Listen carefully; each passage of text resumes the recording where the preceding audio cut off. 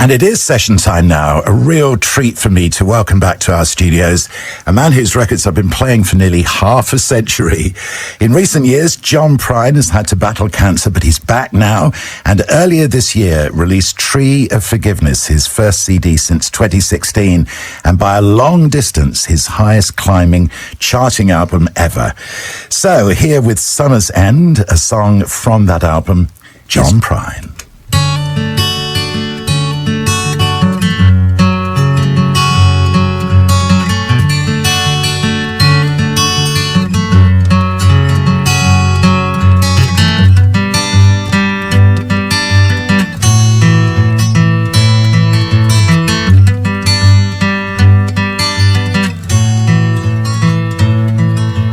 Summer's ends around the bend just flying.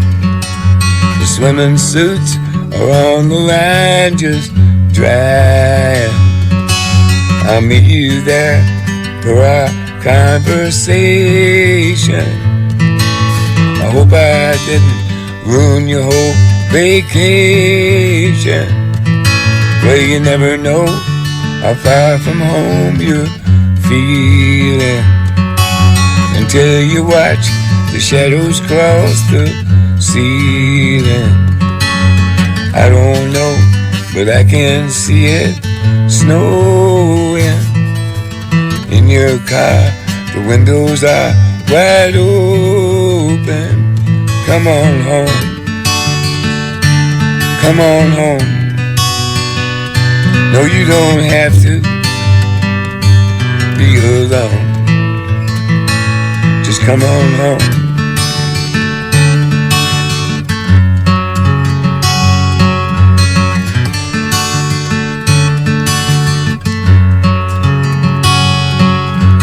Valentines break hearts and minds at random. That old Easter egg ain't got a leg to stand on. Well, I can see that you can't win for trying. New Year's Eve is bound to leave you crying. Come on home, come on home. No, you don't have to be alone. Just come on home.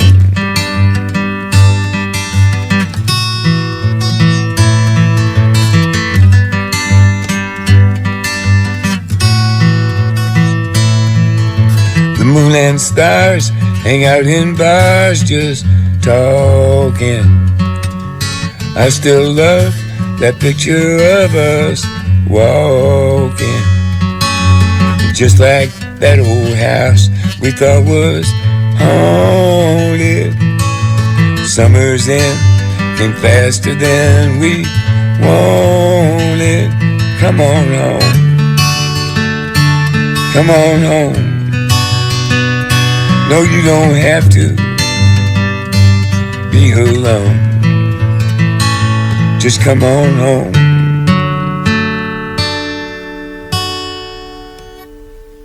Summer's End is the song. It's from the new album, TheTree Of Forgiveness. And what a pleasure to have John Prine with us in the studio. And congratulations on the success of this record, John. I mean, when you look at it sort of pro rata, record for record, this is your fastest selling album ever. Yeah, I mean, I wasn't expecting this. I mean, I was happy with the sales of my other records, but this one just took off and hasn't stopped.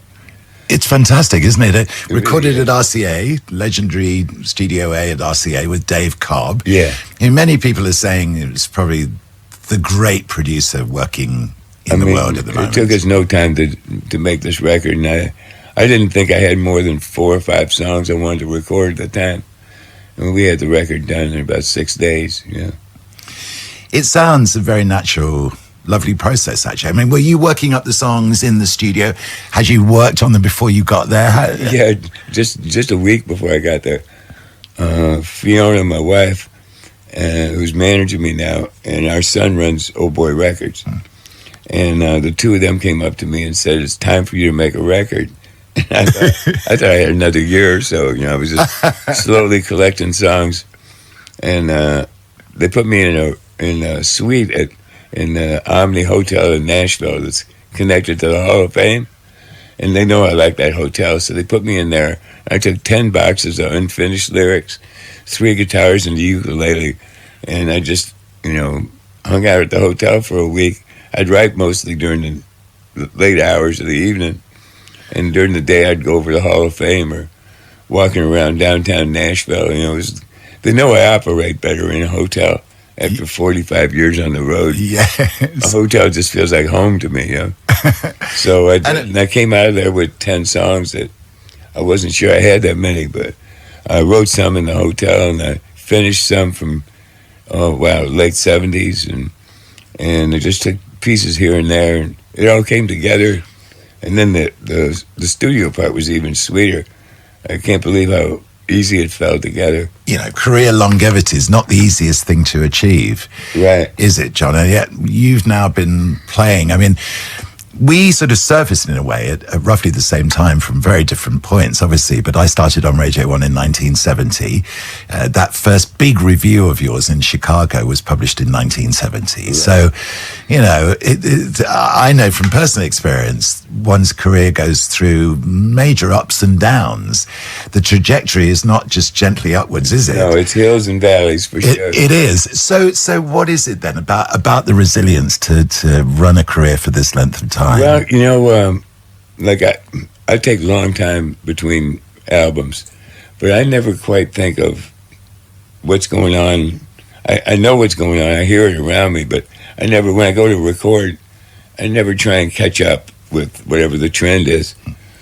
And I'm always surprised. When I write my songs, I'm thinking, wow, these are not the kind of songs that are going right now, but they're the ones coming out of me. And when I get in the studio and the record gets delivered to people and they say it sounds really fresh or just the kind of song we need right now, I have no idea how that happens. That's all serendipity is what it is, But this resilience that I'm talking about, John, to find one's way through difficult moments in one's career and health-wise, all these things, you have to find a way to get through those, right? Don't you? So, your thoughts in that respect about the determination to keep going. Well, for me, with my health, there was no question what to do. It was just put one foot in front of the other and walk through it. And I found, with cancer, I found the right doctors. My wife and I did, and we believed in them. And when people ask me, I can't really give advice on how to handle cancer because everybody gets hit a different way with it. But if you can find a doctor that you really believe in, keep on looking, when you first get diagnosed, and you find somebody, then you can just let it go. Just do what the doctor says, and when you walk out of the office, leave it there.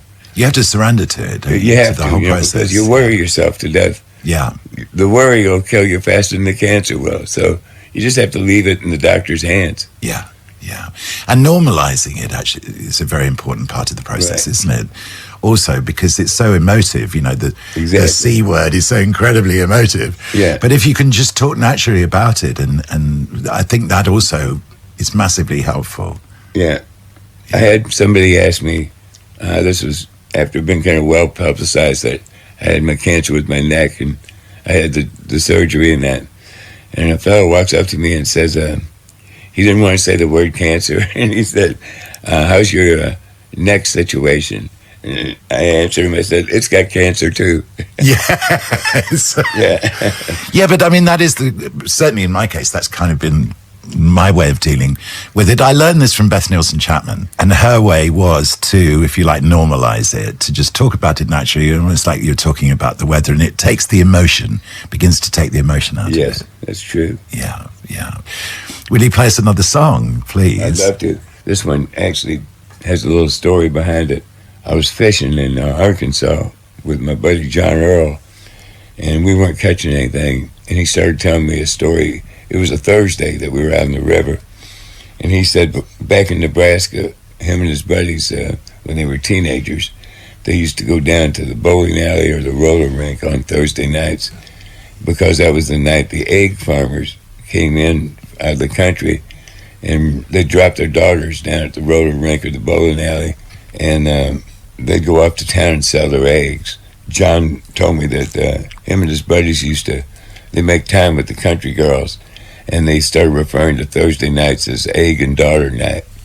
And I thought, that's too good to not write a song about. So I wrote a song about it.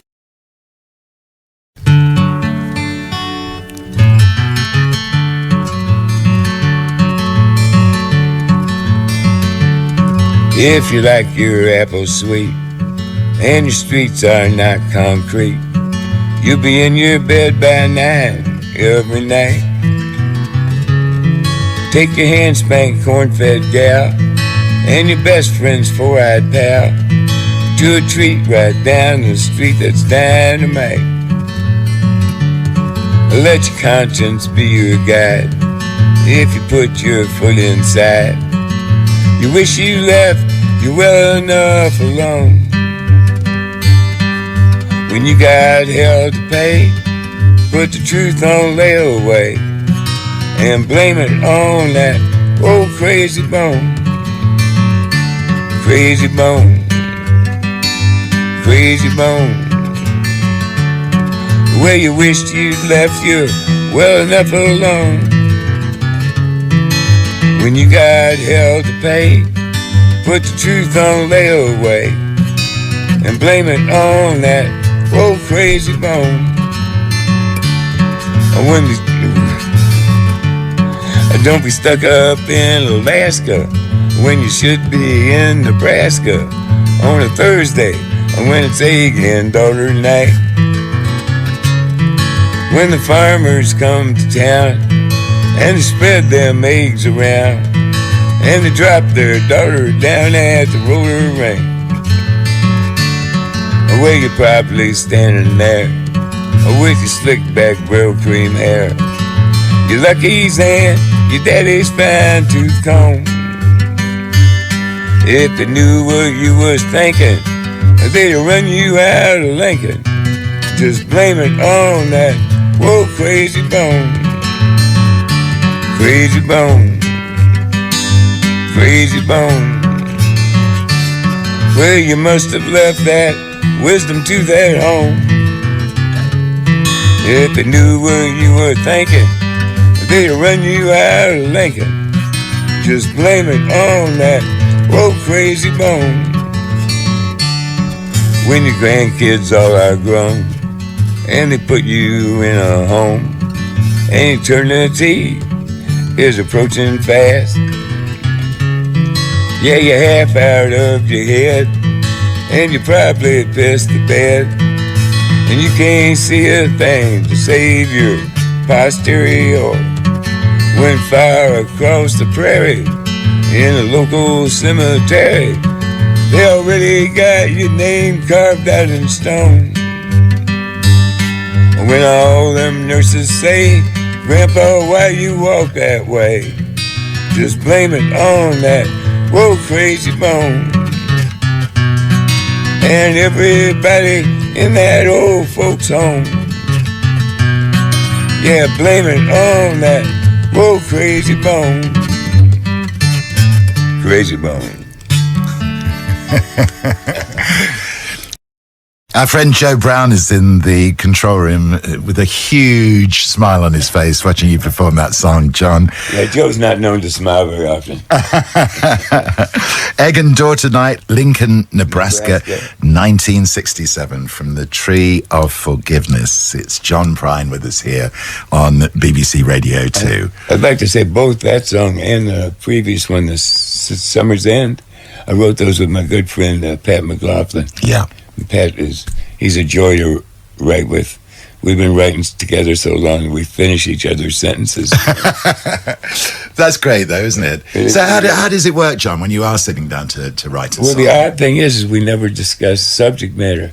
We don't discuss what it is we're writing about. We just go into it. Like I told him the story on that one, and that was it. We just took off from the story. And on Summer's End, we just threw images back and forth at each other until they felt right, and we just kept moving along. We didn't sit and talk about it, you know. It's not a good thing to sit and talk about something before it's real, Yeah. before it's gels. You've been careful, haven't you, not to, as it were, flood the market, John. You know, there've been gaps between records, but actually, in its way, that served you well as well. It did. I mean, I didn't have a gap in putting the records out on purpose. It was mainly I want to put something, whether it sells or not. I want to put something out that I can look at and be proud of. Mm. And it takes a while to get a bunch of songs like that that you think 12 songs that you're really proud of. Yeah. And that's the way I've just kind of approached my whole career. I only call it a career now, looking back at it. I wouldn't have called it that 20 years ago. I didn't know what it was. Yeah. I was just kind of finding my way around. And just one final thought, because your picking guitar playing style is so distinctive, isn't it? It sort of underpins and underscores your whole way, I think, musically. My style is I play the same mistake every day. Originally, it was supposed to be kind of like Mississippi John Hurt or Elizabeth Cotton. Elizabeth Cotton is the one that I couldn't pick like either one of them, so it's my mistake, and I stick with it every day. Yeah. But I mean, it does come to a certain extent from the Kentucky strand of your background. Yeah, there's a great number. Well, Merle Travis came from Muhlenberg County, as did Don and Phil Everly. Mm. And their dad was a great finger picker. Ike Everly was a great guitar finger picker. And they seemed to grow people around there. A man named Mose Rager, everybody says that he was the guy that taught them, and he was from Muhlenberg County. Mm. Small place, but a lot of good music came out of there. Small place, big influence. Yes. Yeah. John, may I suggest a track with which we round up? Because when I get to heaven, it's just tell us a little bit about this song before we hear it. Well, the chorus of this song I had in my head. It was actually my private, happy hour song. Like when the day was done and everybody broke, whether you were in the studio or rehearsing your band. In my head, I'd go, I'm going to have a cocktail, vodka and ginger ale, which is my personal drink. And I would just kind of sing that to myself. Well, I was in that hotel I was telling you about, and I had 9 songs for the record. And I thought, what am I going to do for the last song on the record? And I thought, why don't I write something with that happy hour song in it? And it started out, I wanted to write, I love the old Hank Williams, the Luke the Drifter records, where he talks mostly and then sings the chorus. Mm. So I've gotten into doing that on a lot of songs. And I just wrote all the verses are talking. And it's really worked out great live. When we do it live, I feel like an evangelist or something. Standing up there without a guitar and talking. Because it is talking about the afterlife, isn't it? Exactly. If you go to heaven, what would you like when you get there? Well, a 9-mile-long cigarette would be pretty good. Something I can't have here. Yeah. I had to quit smoking the day I got cancer.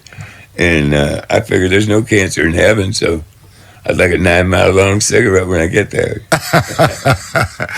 John, it absolutely always is. And I'm proud that you and I have spent time in studios now, over 45, getting on for 50 years. And it's such a pleasure to see you.